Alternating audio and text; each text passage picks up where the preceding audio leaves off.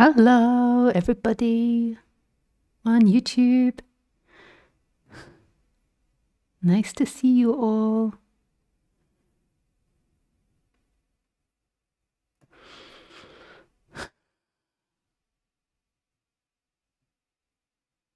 Okay, so let me just read the title of today's talk.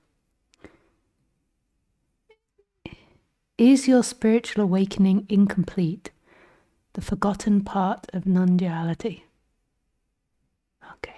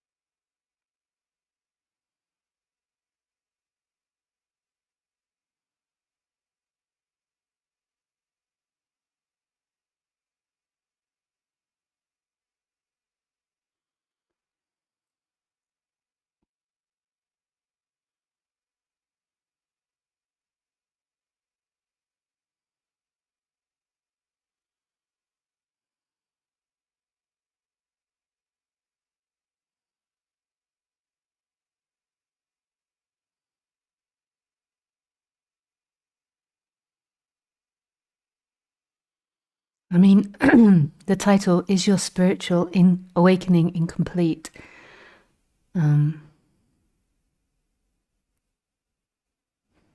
I mean, that's a little bit of a deceptive title in a way, because whose spiritual awakening would be incomplete? Whose? Yeah.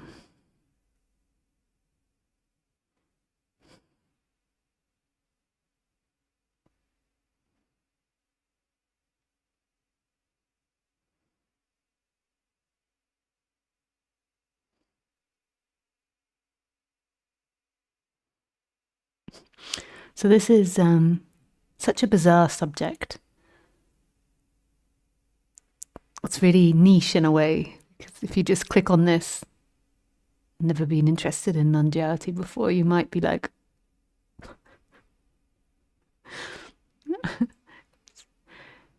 so niche.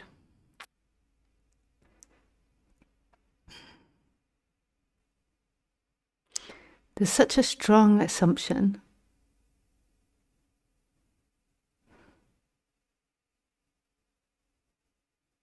that there is somebody inside this body. This is such a strong assumption. I mean, if somebody clicked on this that wasn't into non-duality, I'm sure they would project that this is madness. Of course there's somebody inside this body. Of course you and I are somebody. Of course, to most people.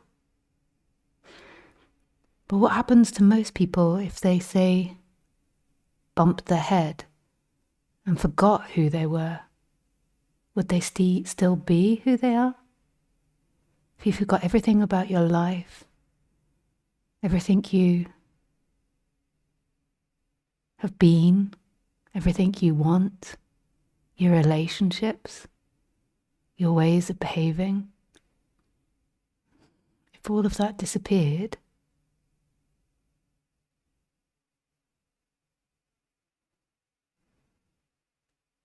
then what's left?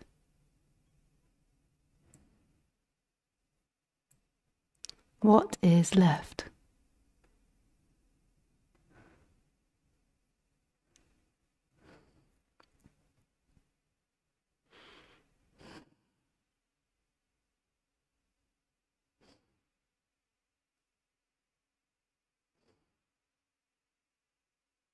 If you stop thinking for 15 minutes, would you know yourself anymore? Would there be somebody there anymore? If you completely stopped thinking and stopped imagining, who and what would you be?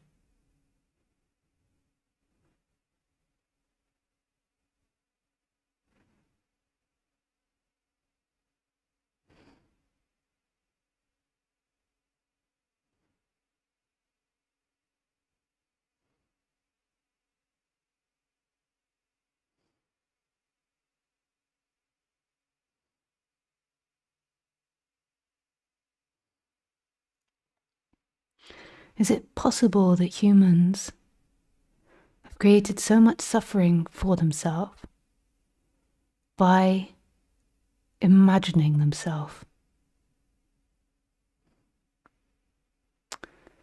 And then through this imagination, they've acted out all their instincts. So in the imagination, they have to be better than everyone else, stronger than everyone else, richer than everyone else, prettier than everyone else. Because that's instinct. Instinct is to survive, so it's to try and collect as many things as possible. Like so for the squirrel, it collects as many nuts as it can. And so the human imagines itself and then tries to collect all these things in imagination. So not in practicality, but in imagination. So it can, in practicality, try to collect the biggest house, the most amount of money, but most of it is collecting ideas about itself. So collecting You know, the idea that you're a nice person, generous, funny, that you're better than your partner, cleaner than your partner, smarter than your partner, whatever it is. And then you collect these ideas, the person collects the ideas and then like wears it as something. And then it keeps trying to better itself. It keeps trying to grow and grow and grow and add more to itself. And because that's this sort of natural instinct to grow and to become of all things on this planet, it then does that for the imagination of the self. But the imagination of who you are isn't real in any way and isn't who you are. So you're living this lie. You're living as if you are the imagination of yourself. And then you're trying to fulfill that through time. So you're becoming this time-bound entity that never exists. And just gets more and more complex. And the more and more complex it gets, the more it suffers, because it's lying to itself more and more and more, and having to obtain more and more and more. Obtain and glue on.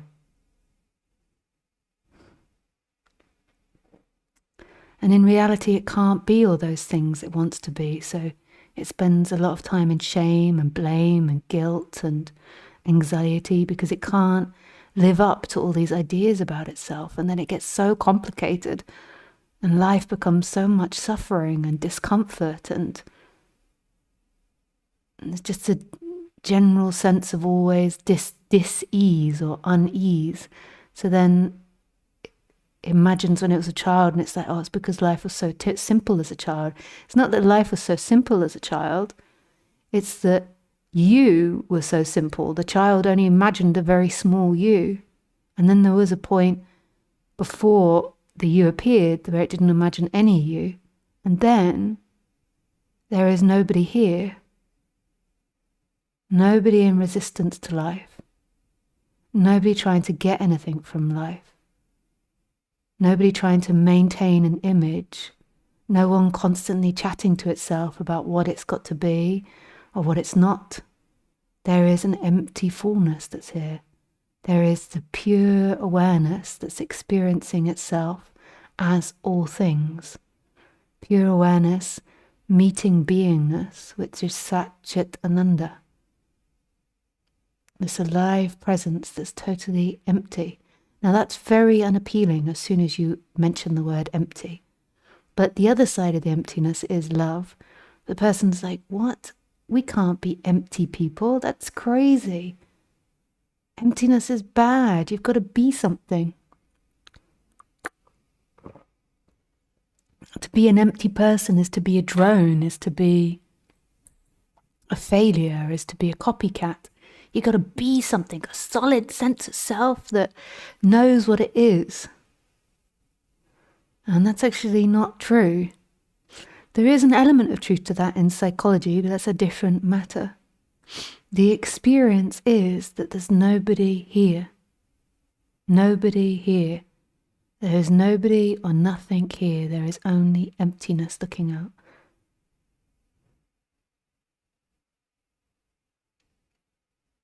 And that emptiness is so empty, it's absolute love.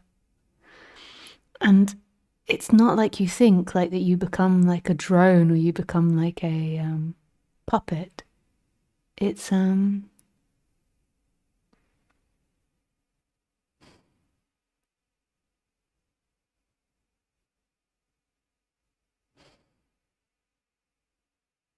it's freedom. There's nobody there resisting life, so life is coming and going like the seashore, like there's nothing trying to grab onto that life and make it something. It's deeply relaxing. It's at home. And then it's also love. It's love.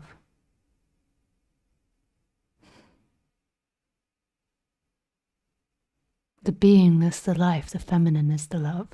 The masculine is the emptiness.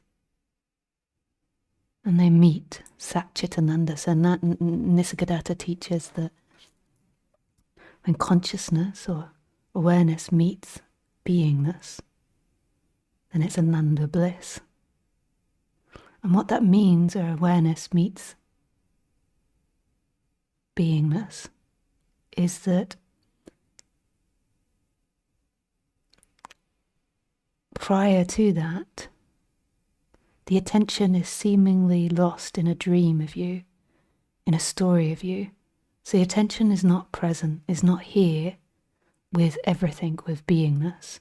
It's sort of lost in a foggy dream of you. And when that snaps and that attention returns back to here, which in a way it's always been, it's just seemingly been lost in a dream. But when it snaps being lost in time and space and comes back to what is, it reunites with the feminine, which is everything, which is beingness. And that is Ananda. Sat Chit Ananda. Bliss. And bliss is experienced in two ways. There's blissfulness, which is the feeling through the body when those two meet. And that comes and goes and raises and lowers in intensity. And then there is the bliss of self, which is permanent. And it's this underlying love that flows through everything.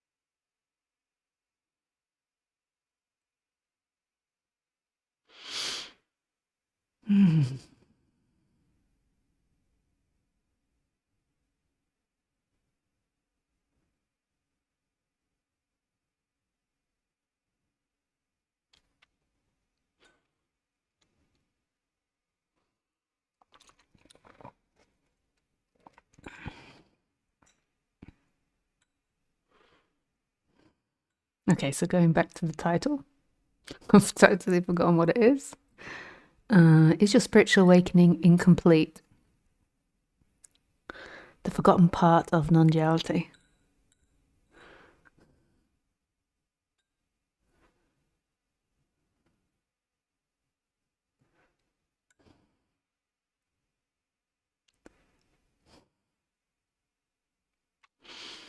I think often what's meant by the forgotten part of the non-duality is the feminine, is the love.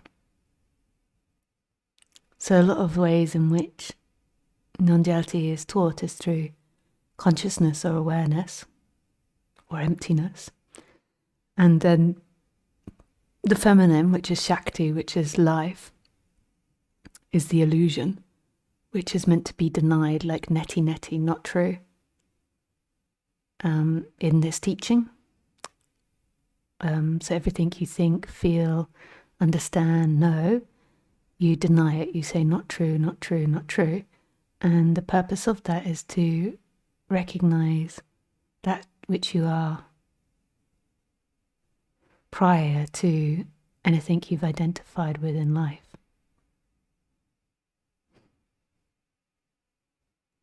So the person has only identified with things. It's not identified with nothing. So neti neti is about falling back into nothing, emptiness. So that's why the life part has to be denied. Not this, not that, not this, not that, not this feeling or that feeling. Not even love, no feeling, no thought, no sensation is true. And this is such a strong and powerful practice. It becomes discernment, discerning what is not true, and it becomes automatic. So it starts off with the person doing it, but eventually it becomes automatic. Discernment happens.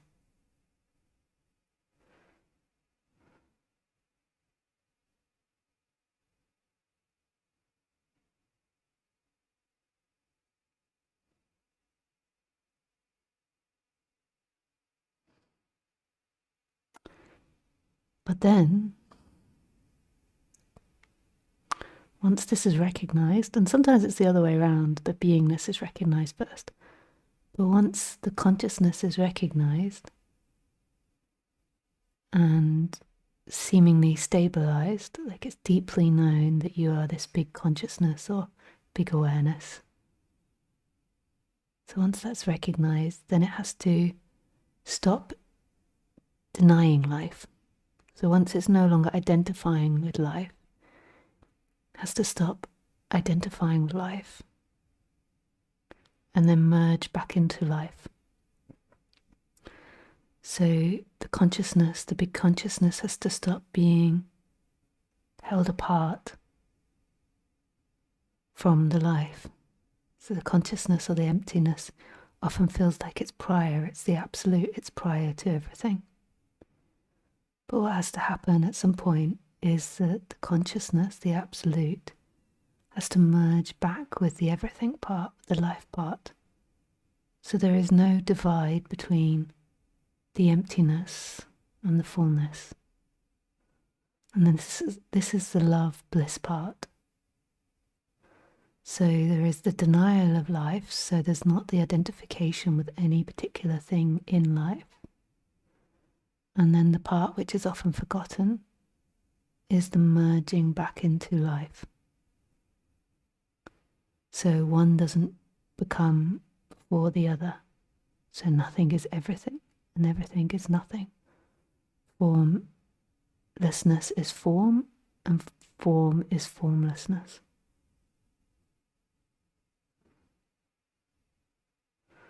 Some people call it embodiment.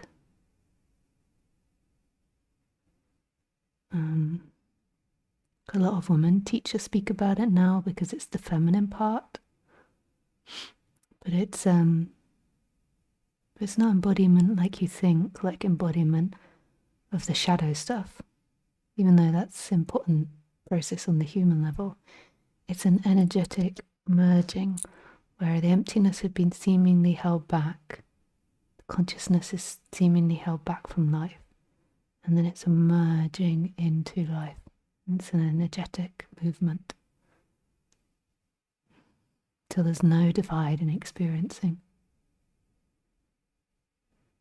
The emptiness isn't separate from the fullness.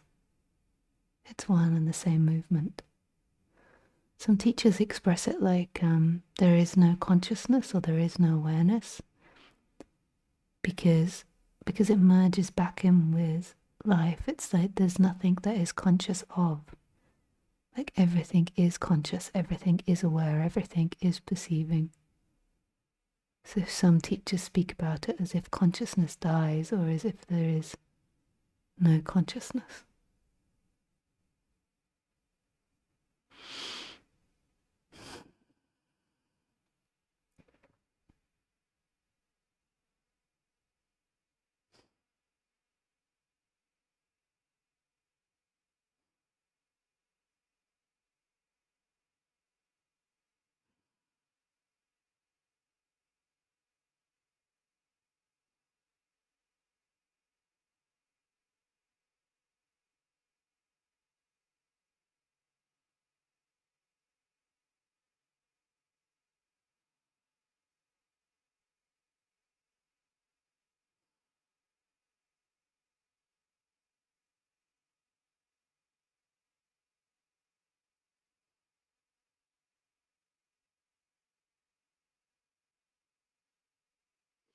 Well, okay.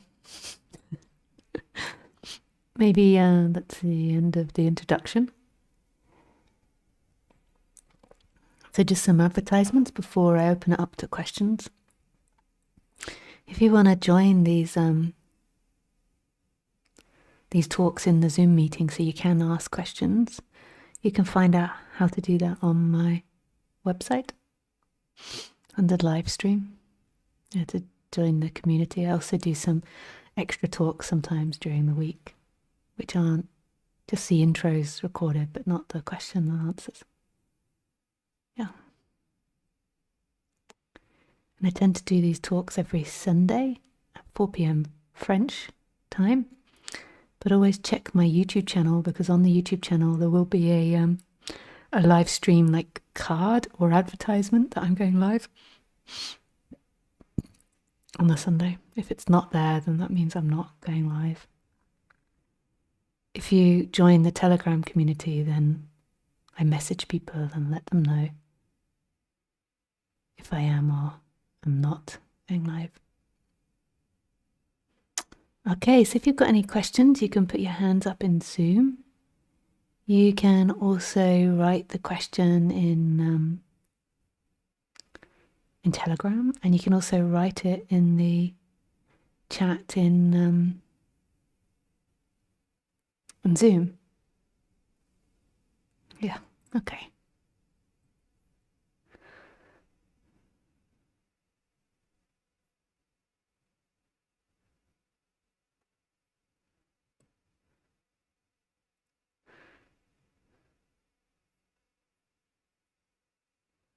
Okay, Thomas. Hey, Thomas, you can unmute yourself. Yeah, I can hear you. Hey, nice to see you.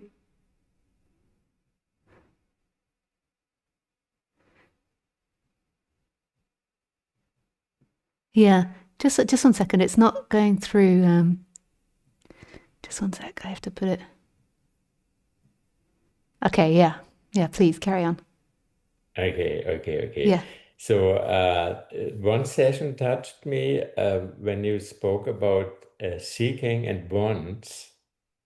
Yeah. Seeking on what?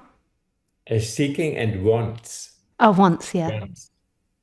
And wants. And yeah, I see that the wants and the seeking is slower and has gotten less over the time in me, but there are still two big wants and remaining, and some small habits. And the big ones are the want for health, so wanting better health, and I'm still seeking that. I see the seeking, but it's still there. And the other is money. So it's not about that I need more money, but it's about that I'm a good manager, asset manager, or I'm a good, yeah, a good investor, or because my father was a very successful businessman, and that's still in me to be like him, and that are the two seeking fields that are still remaining. And then a small habit that I like sitting in coffee shops, having coffee, and that's more like habits. But and there is, as you explained, there is a kind of contentment in it, in this, and I think this holds me back to just let it all go. This small contentment, and for the two big ones, it's still strong. Mm. And there are times it's less, and I'm more open then. And there are times I'm really involved in it. Mm.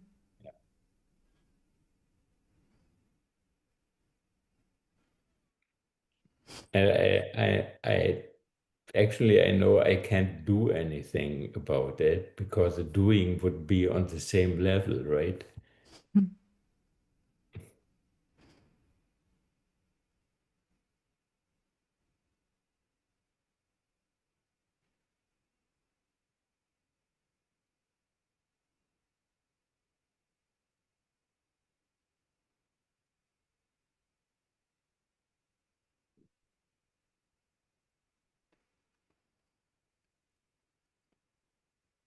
It's all karma. It's all so impersonal. In the end, there is no letting go, there is no waking up, there is only what is. In the parent story, the story keeps coming back. The wants come back because of karma. And I don't mean karma in like good and bad, like you've done bad actions, that's why it comes back. I just mean it as in, it's like the play of things. So these seeking patterns remain because of the play of things, because that's what if we put it crassly, like the destiny is, the karma is. Like, I don't know how to say that. And that's such an impersonal thing. Like, there's really nobody there that can stop it, change it, do something about it. And what karma is, what this energy is desire, is seeking. So the reason it continues is because of what you deciphered. And what you've deciphered is there's still desire there. And while there's still desire there, the world will carry on appearing for that desire to be fulfilled.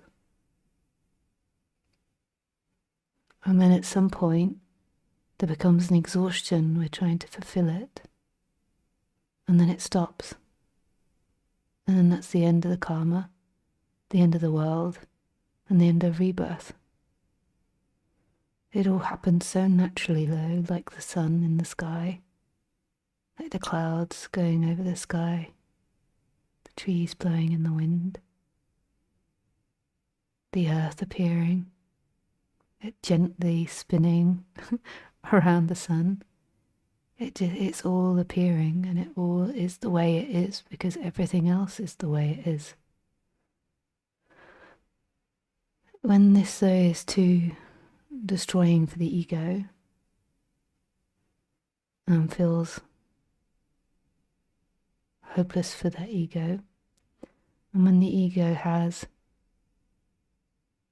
lots of discomfort, and then there's wisdom that can be employed of certain actions which will harmonize the body more and more.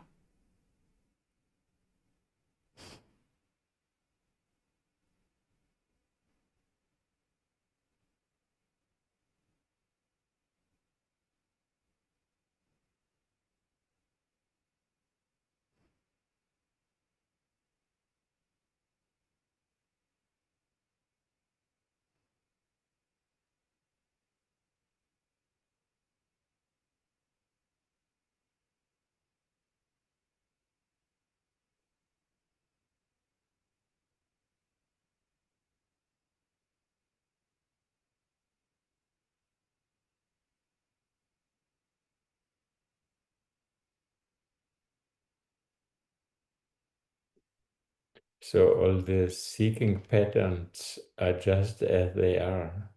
Yeah. Yeah.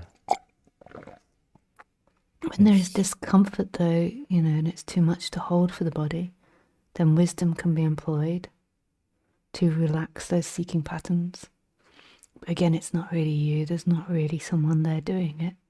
The wisdom too is something which has seemingly been learnt through time by the body-mind mechanism, but isn't actually somebody acting independently in the moment. It's like the discernment is something that's been taught. But who is it being taught to? There's nobody there. But yeah, there's habits and conditions which can pick up healthy behaviours through practice. And these healthy behaviours will help relax the person, and so the person will seek less. But when the final seeking goes, the final I, that's all grace. It's not something you can do to get rid of it. Ultimately, it's all grace. It gets burnt out. Yeah, there is an overlaying seeking to get rid of this seeking parts, and that's on the same level, right? as it is as well, right? Yeah, totally. And Yeah. sometimes those efforts can be of wisdom. You know, settling the person down so it's seeking less is wisdom. The person, the body mind mechanism, will feel more comfortable the less it seeks. The greater Yes. it seeks, the more uncomfortable it will feel. Mm. So this is wise, but the lie is that it's anything to do with you, and that will free you. Who will it free? There is habits and conditions appearing in every moment, but those habits and conditions aren't you. There's nobody there. There's nobody here. It's all totally empty.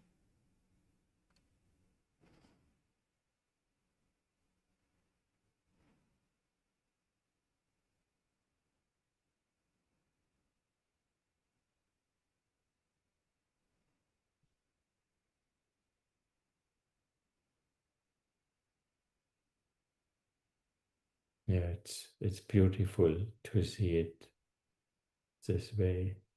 Mm.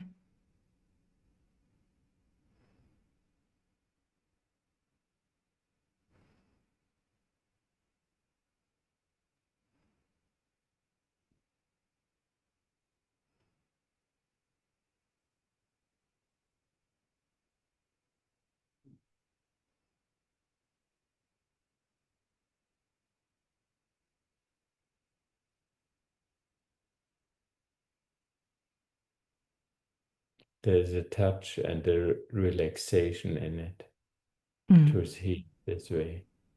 Mm.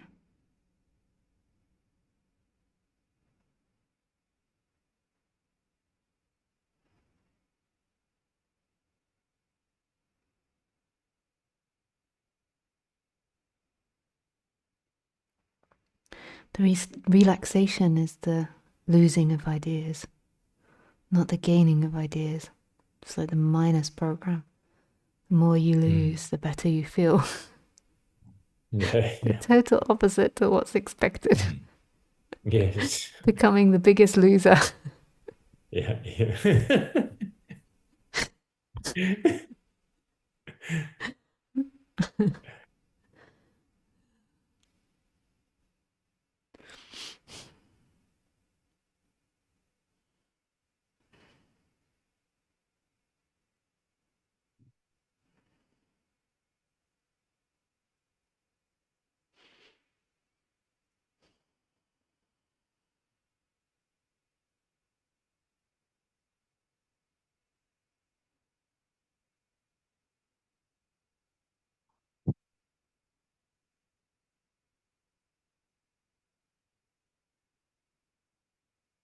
But with the loser, there comes a pain because the holding pain, yeah. Mm. Yeah, it's against instinct, really, to lose.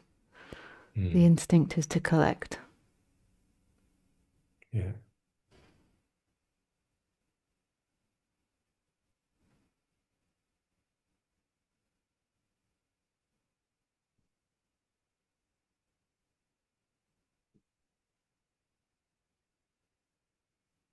Both there is a sweetness and a pain in the losing. Mm.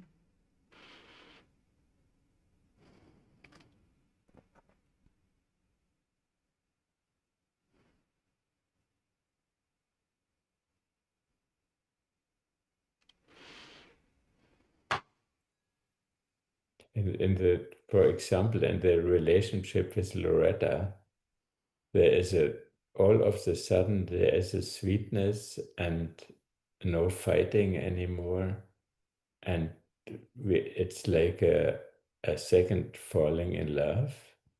It's so sweet, and we don't know how it comes. So it's like a grace coming in our relationship. Mm.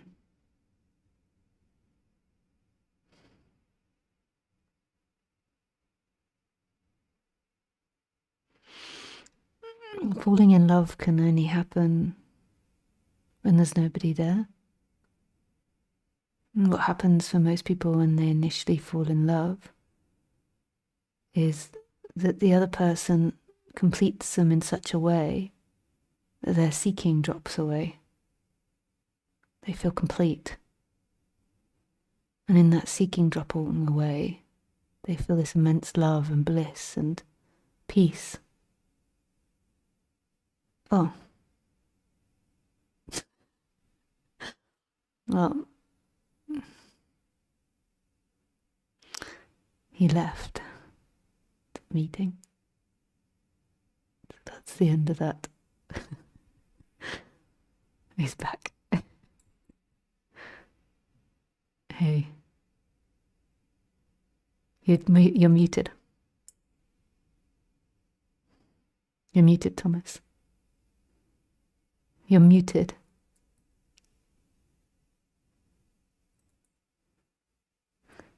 Hi, Lisa, again. Hey. Yeah. Did you hear me when I talked about the sweetness in our Yeah. relationship? Yeah, and then I Okay. started to reply. I was like, Mhm.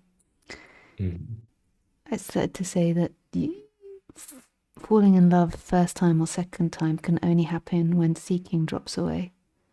So when two people fall in love, Yeah. what happens is the other person completes you and validates you in such a way that momentarily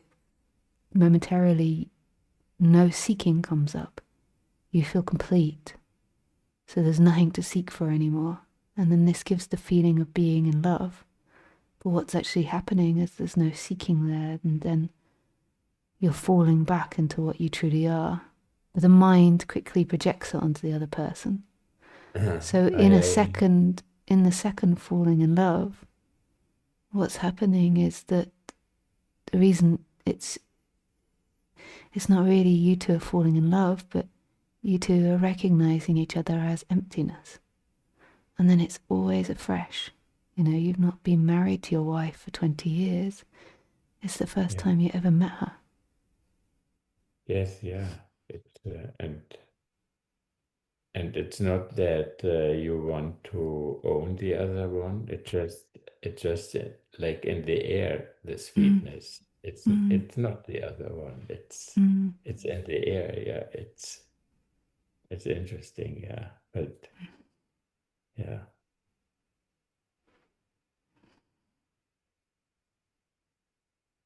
And we didn't do anything for that. No, But it's like you didn't do. Yeah, right. yeah, we didn't do anything. Yeah. It happened by itself. Yeah. Yeah. If you'd done something for it, you'd both be expecting something and waiting for something, and then it Yes, would yes, kill yeah, it. yeah, yeah. Yeah, we didn't expect Yeah, anything. and Yeah. then you'd be like, oh, is it still here? Is it not still here? It's a not doing. Yeah. Yeah. It's in the not doing there is the freedom. When it's Mhm. somebody doing, then there's always this timeline, this person that wants things, doesn't want things, gets things, doesn't get things. Yeah, yeah. Right.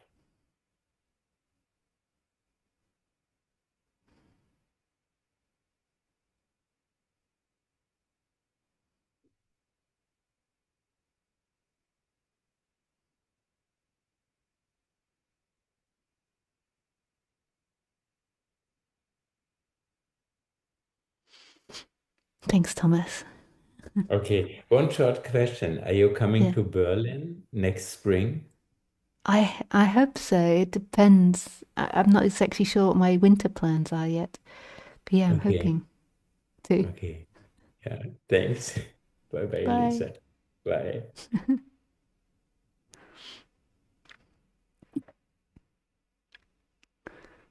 Um,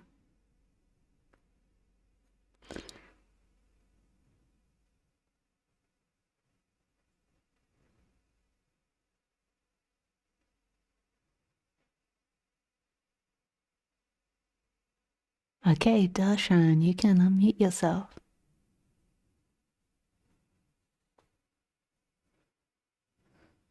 Good afternoon. Hey. Nice to see you. Yeah, nice to see you too. Um, recently I had a situation where I was just questioning something, like, because I told myself that I'm seeking awakening, enlightenment, and then I just asked myself, like, what it actually is. And to be honest, I didn't really come up with an answer, just like things that I've heard from other teachers. And so I actually ended up in the situation where I was like, okay, I'm seeking. I can sense where I'm seeking and it's there, but I don't really know what I'm seeking, to be honest, if I just leave away the words. And yeah, I was wondering, I don't have a specific question, but if there is anything that, yeah, comes up in you. I would suggest that what you're seeking for is just to feel at home.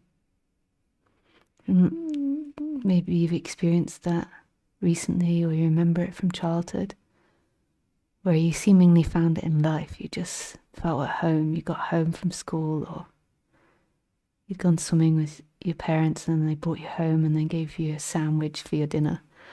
And you just felt like at home, like deeply at home. Like deeply at home, not just a fickle sense of this is my home. Like this deep relaxation, which also comes with an undercurrent of love. And I would say that that's what everybody is seeking for. Just to feel not like they fit in as such, like they as a person that fit in, but just to feel at home in themselves, in this world, which is themselves. To feel at home, which is a very profound thing. But what you said is very wise. You have to deeply find that out for yourself. Don't take on board what other teachers say. Deeply look, what is it that I want right now? And try to imagine, what is it that you want? Beyond all transitory things, what is the feeling I'm looking for?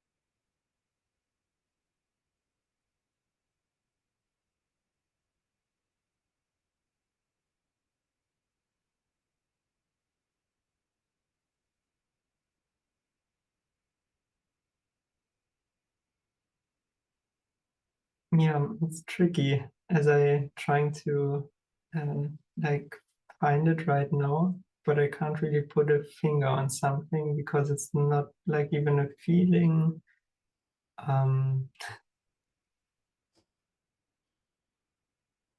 Yeah.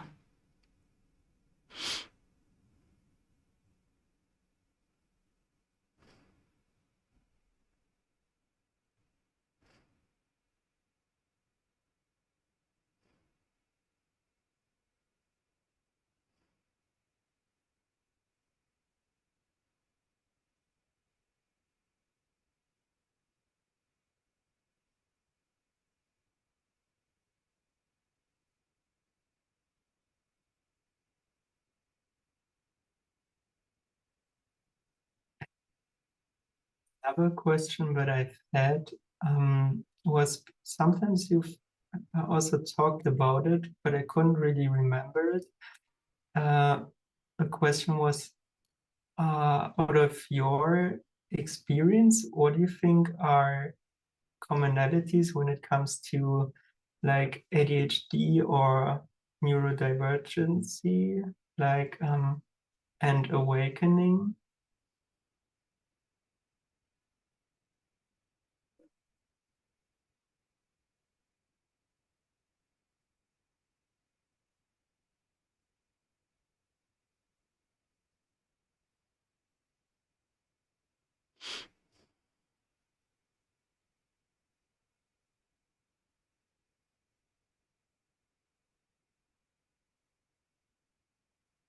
I don't know so much about ADHD, to be honest.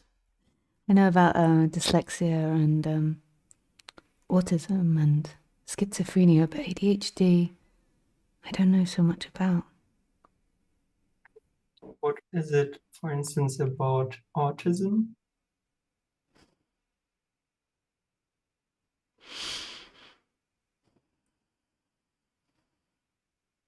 There's something very interesting in autism. You know, if you listen to the telepathic tapes, Uh, that they basically they talk about these non-verbal autistic people that are undoubtedly experiencing telepathy. Undoubtedly, it's the scientists don't want to accept it because the scientists can't test it, but they'll never be able to test it because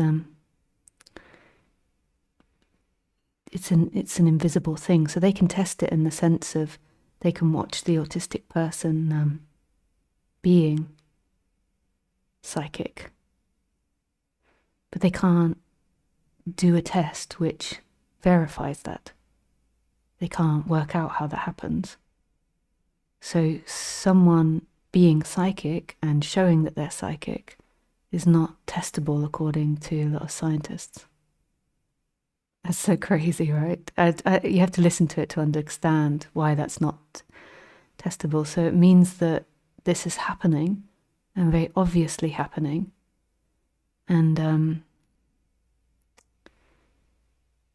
it's ignored because they can't do a practical test for it that they consider scientific. And the reason that that connects to emptiness of self is that my feeling with autism, and also when I was speaking to Carl Jung, not Carl Jung, what's his name? Carl Friston, who's a neuroscientist. He said the one thing that they think about autism is that autistic people are born with no sense of self, and they can't form a sense of me and other.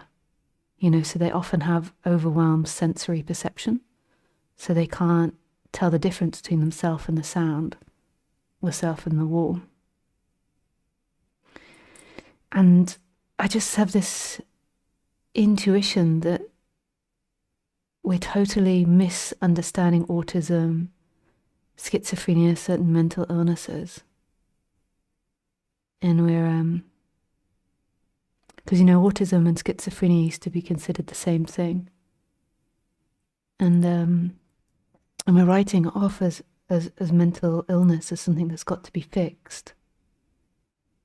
And this creates a lot of pain for an autistic person, and maybe for someone who has schizophrenia as well. And it's deeply misunderstood what's actually happening with them.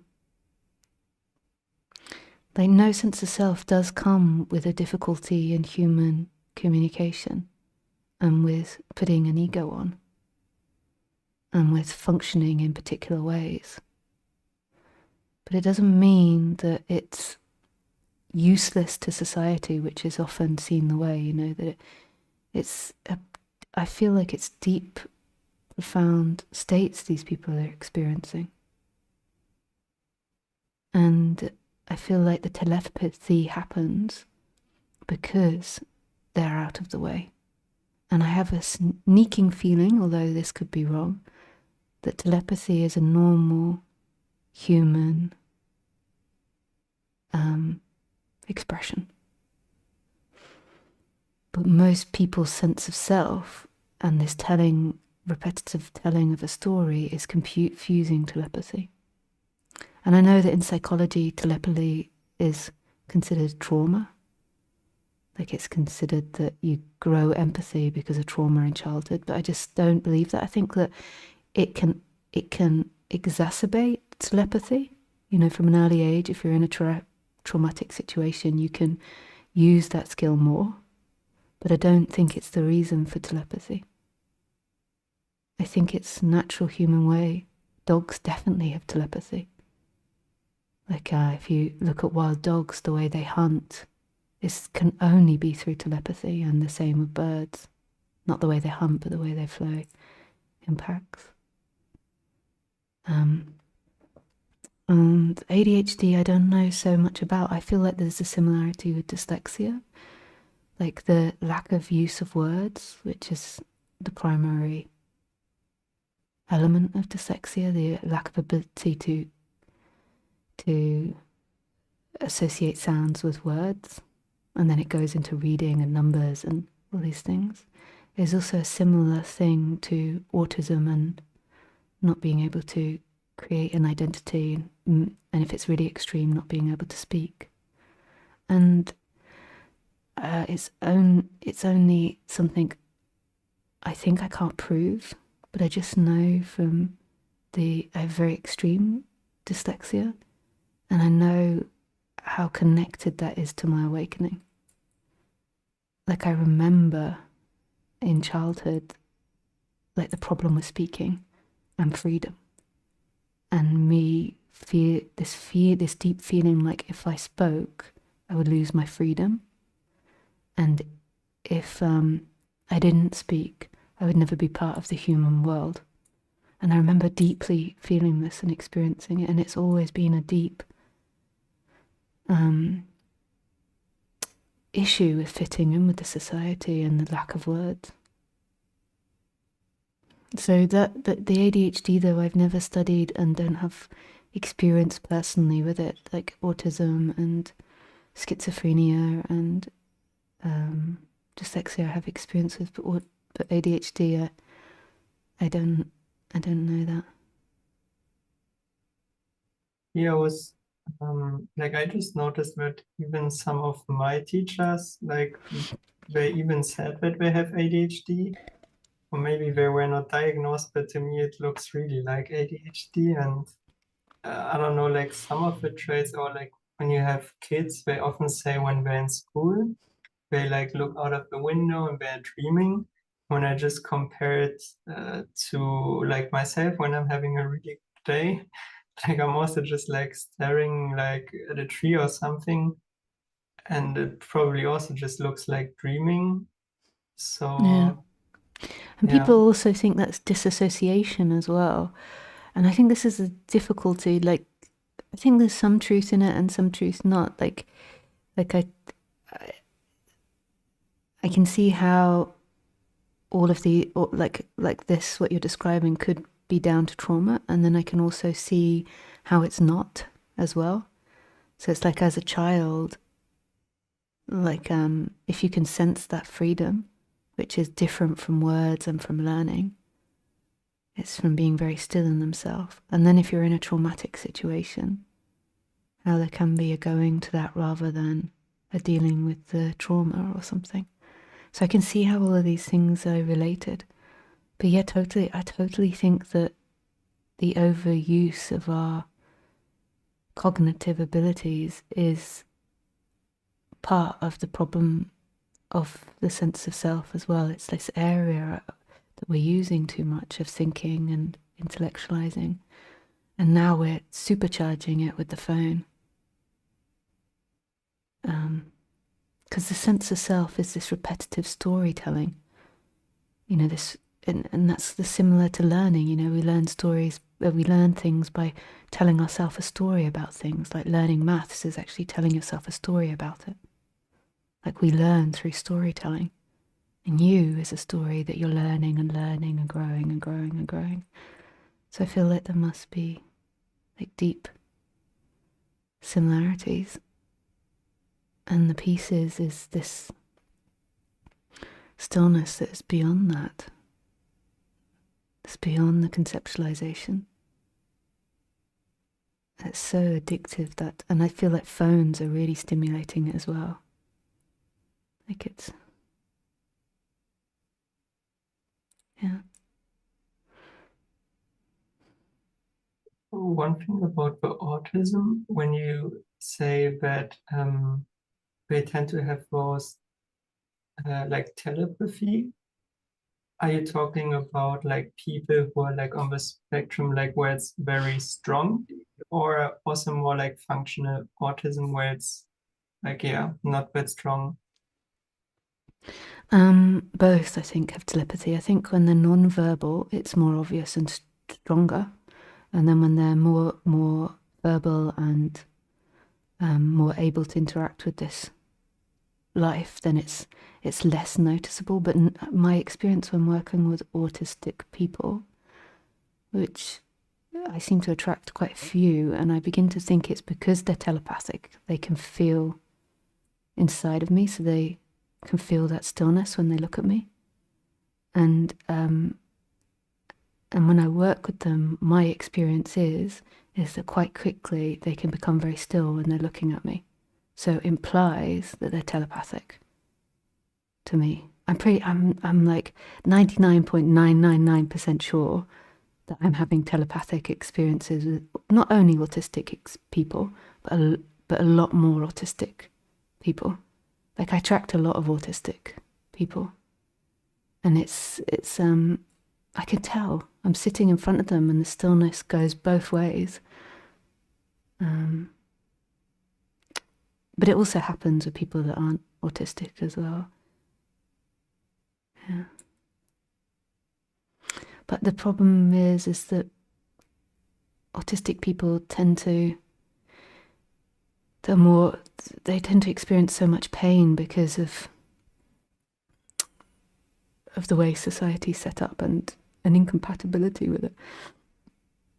And then always being told that there's something wrong with them. So there's a lot of stuff going on there.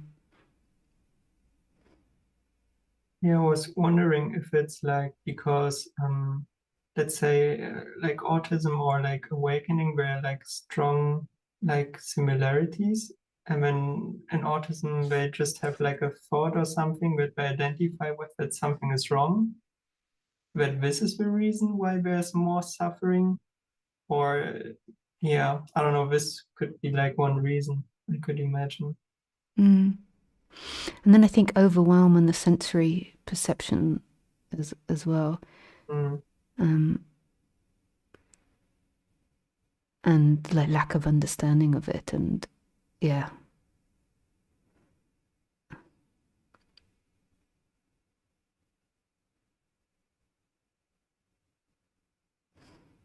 It's really fascinating subject. I wish there could be more investigation in mainstream society into these things, but there's no interest in it. Very little interest in it. There's only interest in how to stop it, to cure it. They're beginning to change their mind a bit about that, but with renaming it neurodiversity rather than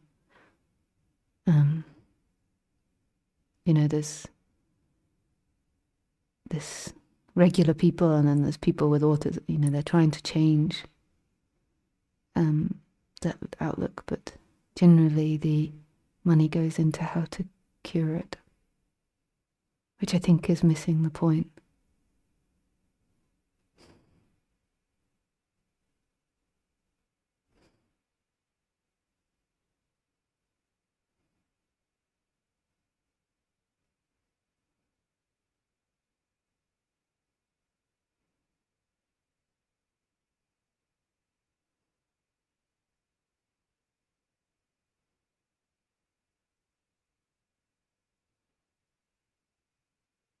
I also feel that Down syndrome children And lots Yeah, I of knew like that you're going to say this because, yeah,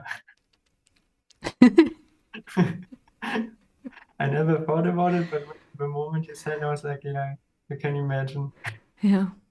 And yeah, other forms of what we consider like learning difficulties, or yeah, that's yeah. Our friend has a Down syndrome child, and he is so pure.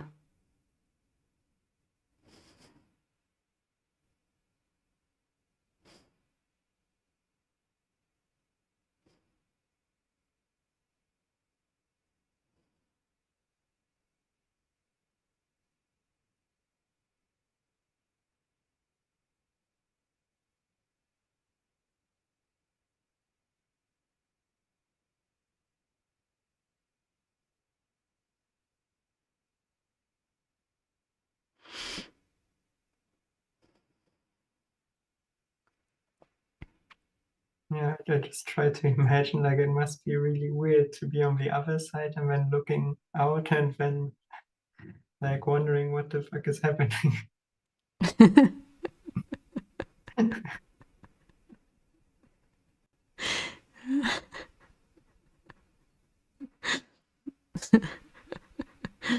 Yeah. I think a lot of autistic people feel that they're like born into this world. They're like, what am I born into? What is this?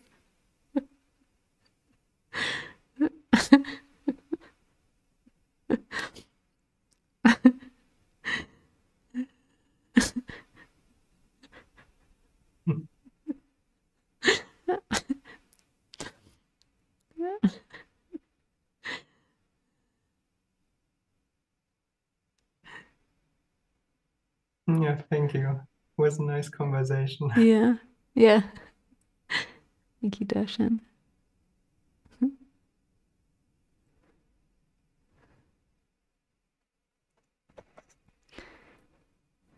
Yeah, okay. Fariots, you can unmute yourself.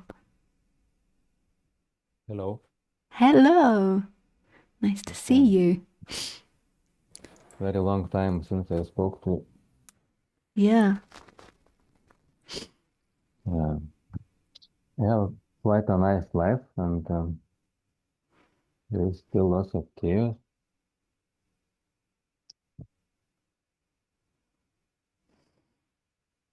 Um, there's chaos in the sexual life. Sorry. Just want to say that. Repeat that again. Chaos in the sexual life So, affect me. hang on one second.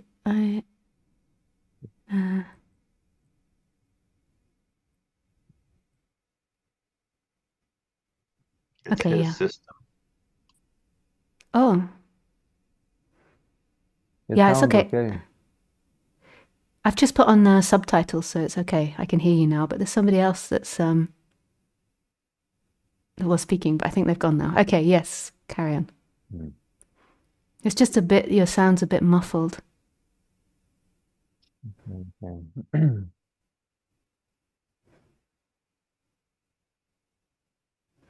I have a new headset.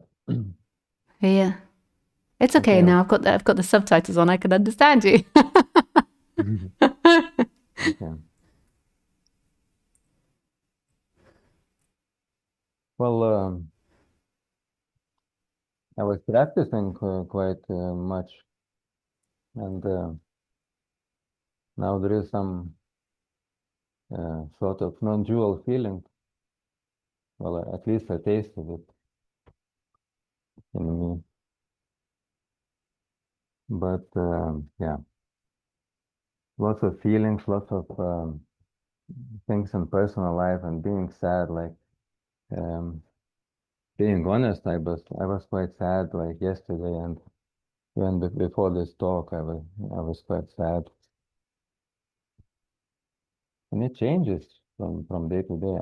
Well, it doesn't last like a long time ago, long time.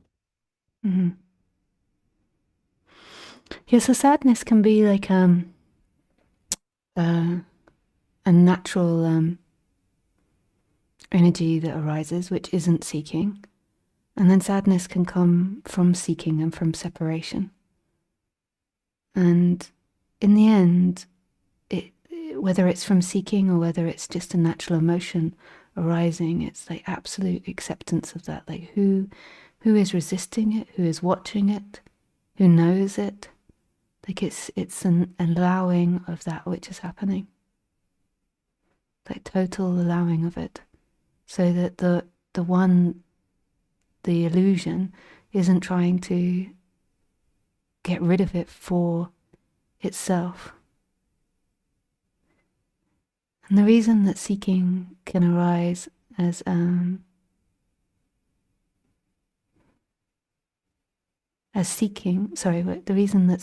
sadness can arise as seeking is because of false ideas that are in the sadness or attached to the sadness, of not wanting it to be there, or that something's being taken away from you, or that life isn't the way that you expect it. And these ideas don't belong to the sadness inherently. They're ideas that are on top of it.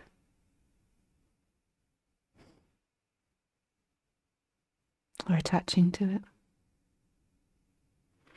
And so when there's a noticing of these ideas, then the practice is discernment.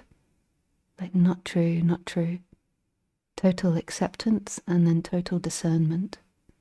So accepting that it's there, but noticing that that isn't a reality, that isn't a truth.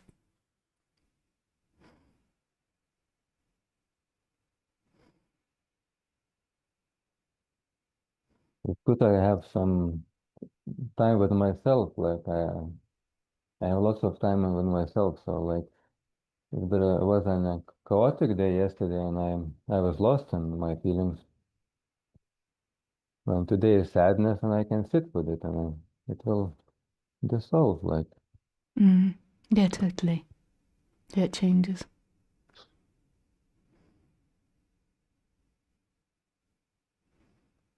And then while other guys were speaking, I noticed I still have those trauma issues, and maybe I'll continue to have them for the rest of my life. And like sense of my jaw, sense of my neck. I tend to disconnect from. Well, after this trauma, it was 25 years ago. I still was hiding, like avoid sensing my jaw and like. And there is like I use my own energy to be like that, like hiding something from people.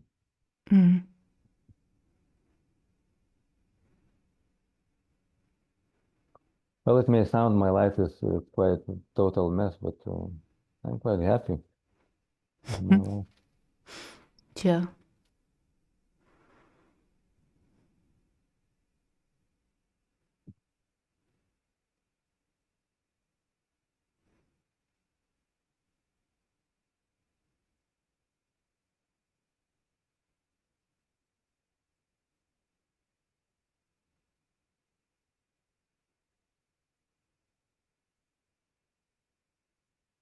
I will not take so much time from.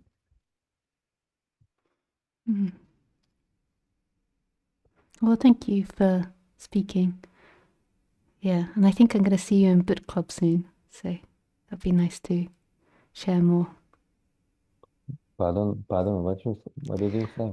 I think I'm going to see you in one of the book clubs soon, so it'll be Yes, nice to share yes, more in there. yes, yes. Yeah. Thank you. Yeah. Yeah, thank you. Well, that's very interesting. That's the first time I've used the subtitles. Yeah, they work. Yeah, Otto, you can unmute yourself. Hi, Lisa. Hey. Nice to see you. Yeah, nice to see you. Yeah, just wanted to share two things. One quick one. as you mentioned the telepathy tapes, when you mentioned them some time ago, it reminded me that my parents had a dog, and whenever somebody, a family member of a friend of mine visited us, the dog would hide somewhere because he was afraid of them. And that happened usually a couple of minutes before. And it happened so frequently that we recognized something is going on. We didn't think a lot about it. We usually just made fun of it. That when he started hiding, we recognized some of them is coming. And then usually a minute or two later, they would drive into the driveway. But it was so frequent that you couldn't make sense of it. It was really, I was reminded by that. So I was just wanted to share that one. Yeah, and the other point, maybe as we are talking, so lately what's been happening is quite interesting. So it was difficult for me in the past to stay in pain. I think I mentioned that. Usually anger would kick in at some point to press it down again. And lately that has become easier, so I can stay in pain now and just observe it kind of. But that's also, I find it quite funny because I see now the connection. When I have thoughts, then I recognize that sometimes, I don't know if that makes sense, but that's how I perceive it. When I observe thoughts, then usually I recognize there's somewhere pain which I don't recognize. So I start searching for the pain. Then I go into the pain, then I'm with the pain. Then at some point that may vanish, then a thought may come up. So that usually means the pain moved somewhere else. So if I search for the pain again, then there's the pain somewhere else. And also what's quite funny, and I find it a bit like a bad joke, certain pains have certain types of thoughts have certain places. So for me, doership is very much in the throat and neck. So that's how it's for me. Also, other thought patterns have certain places, and that really feels like a bit like a bad joke, because kind of past thinking patterns, what I want to do or what I actually, what I think my thoughts are and my preferences are, and seeking patterns and what I thought I want, and now it comes down, it's unrecognized pain. It really feels like a bad joke, I must say, because it's, I don't know what to say. It's weird, kind of, it comes down to sitting in pain. This is, and there's nothing left, and it's such a good sign of the depth, because the more that you pay attention, the more that you begin to notice all these movements, and how they created the you, and their feelings and thoughts combined together. And you're totally right that certain types of thoughts will arise, will be connected to different areas of your body. And then the more that you can notice that, the easier it becomes, and it will become so quickly that you'll notice it, and then they will begin to disappear so quickly, they'll come and go, but you'll go through a period where they might feel like they're lasting months, but eventually this fluidity will begin to take place. The reason that they feel like they maybe stay there for a long time, or they move to other parts in the body, is just because of the habit of so many years of repressing it. So it just takes time. But then eventually they'll become so fluid, and it's all just about paying attention. So you're just noticing, and you're like, oh, okay. And it just, you become so deep, and you become so quick at it as well. But there'll be this weird crossover where you still can't find the natural flow, or the natural flow comes and goes. And then you've got the old way of being, which was moving away from pain and trying to hold on to pleasure. And that crossover can feel confusing, because you're like, well, what should I do? Where is action? But it will eventually begin to work out. It just takes seemingly time in the timeless. Yeah. Yeah. And then the people around you can't tell them this, because other people are so unconscious of what's happening in themselves, and then you're like, wow, the depth of what I Totally. am. But it's really, I think just this week I thought it's a bit like a bad joke. Totally. So it's seeking somewhere, and suddenly it's only this. Yeah. Yeah.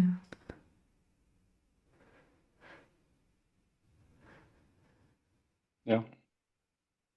Nice. Thank you. Yeah, thanks for sharing, Otto.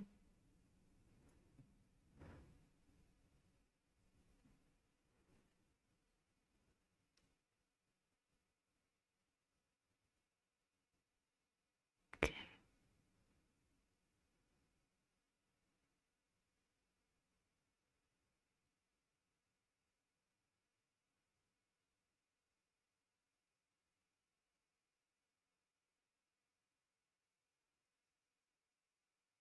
Oh yeah, thanks everyone in the chat for sharing about the telepathy tapes and different places to look. Yeah, that's great. Yeah, it's really interesting.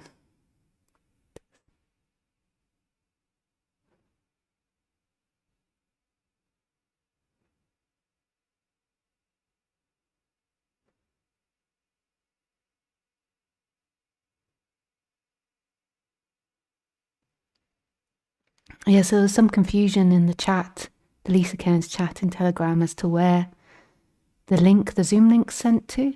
The Zoom link is sent to the Lisa Cairns channel page, and sometimes when people sign up, they like only register to the question page or the channel page. So you're meant to have two Telegram links: Lisa Cairns questions and Lisa Cairns Telegram. Lisa Cairns channel. Yeah. So that's where the confusion lays.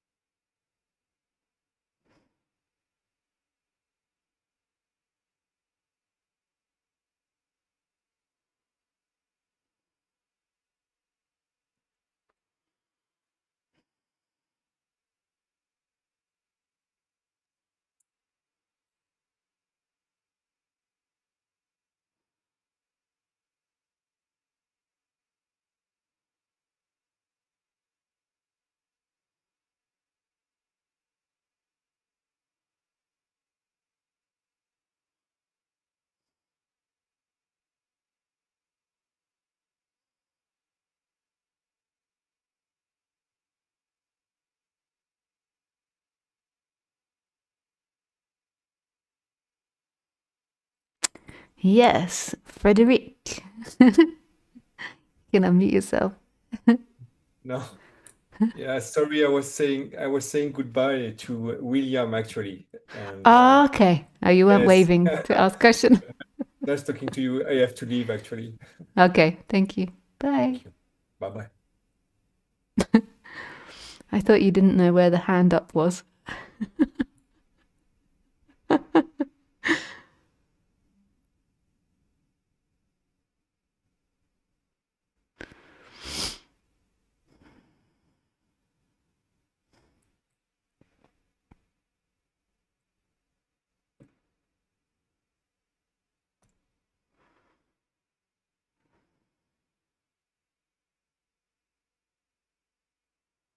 Okay, so that feels like a natural conclusion to the end of today's talk. Yeah, thank you to everybody on Telegram on Zoom who asked questions. Yeah. If you stay in Zoom, I will go around and say hello to everybody that is in the Zoom group after I've finished the YouTube. Yeah. But don't feel you have to stay. I don't notice if you just drop out of Zoom. Yeah.